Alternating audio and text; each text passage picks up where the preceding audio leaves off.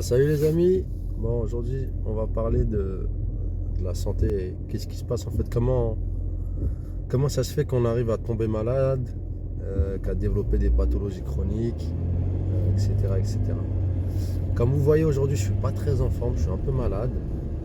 Je vais vous expliquer comment j'en suis arrivé là et après on va développer sur les maladies chroniques que vous pouvez développer.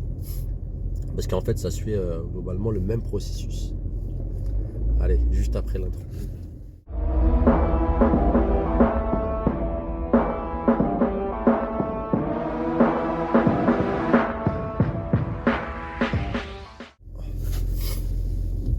Voilà, je vais vous partager mon expérience. Là, en ce moment, je tombe assez souvent malade.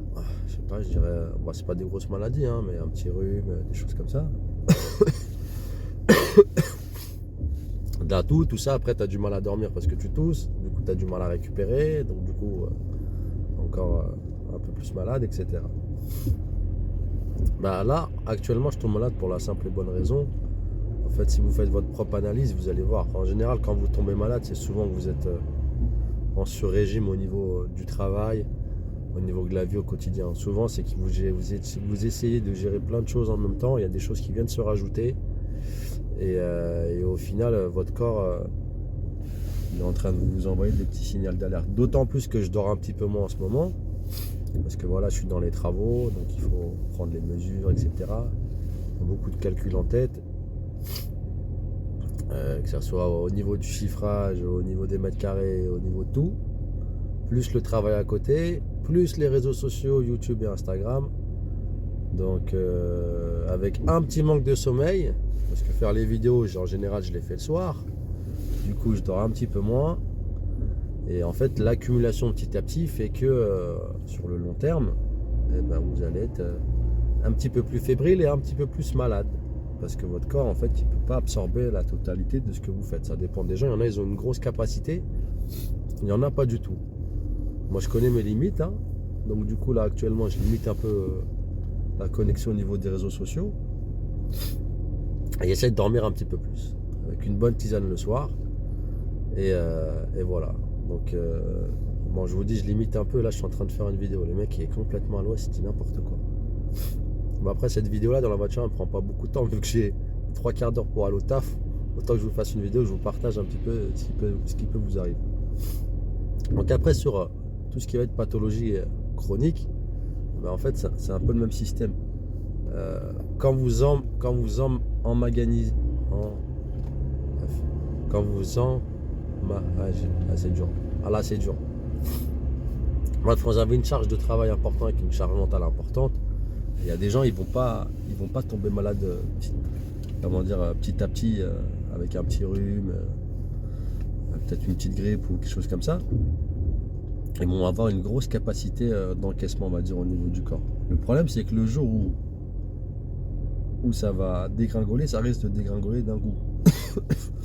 Et souvent, ça finit soit en burn-out, soit vous commencez à déclencher des pathologies chroniques. Les pathologies chroniques, elles vont être déclenchées souvent parce que quand vous êtes dans des situations comme ça, vous êtes dans des situations en général très stressantes. Alors le problème, c'est que c'est pas un gros stress sur un moment. Donc c'est pas que vous allez stresser sur un jour, c'est que vous allez stresser peut-être un petit peu moins. Je sais pas, on va dire, allez, sur une échelle de 1 à 10, vous êtes stressé à 5 sur 10, mais tous les jours pendant des jours, des mois, des années. Et en fait, l'accumulation fait qu'un jour, en fait, vous commencez à déclencher des pathologies chroniques qui peuvent être associées au stress. On sait que le stress, ça favorise toutes les pathologies chroniques, d'autant plus si vous ne faites pas d'activité physique et sportive pour essayer de bouger et de libérer des endorphines. Et ben vous avez quand même un risque dans le futur de déclencher des pathologies chroniques. Donc si vous voulez éviter ça, la première solution, c'est d'être moins stressé, de faire de l'activité physique et sportive.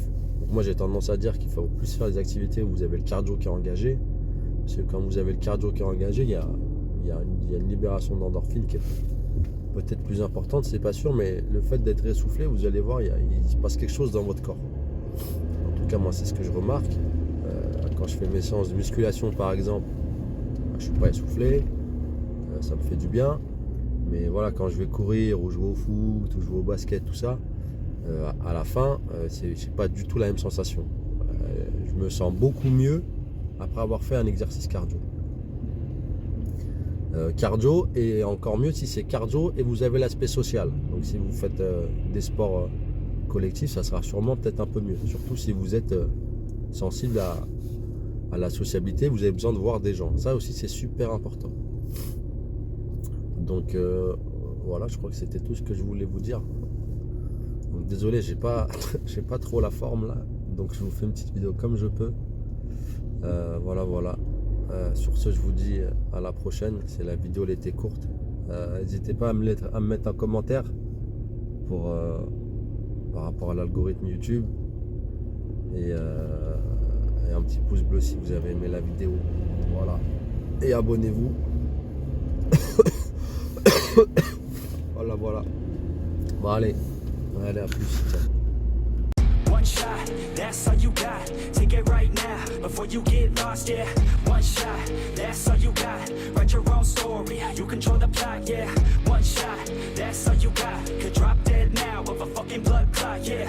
One shot, give it all you got, and never back down. No, I'm never gonna stop, yeah.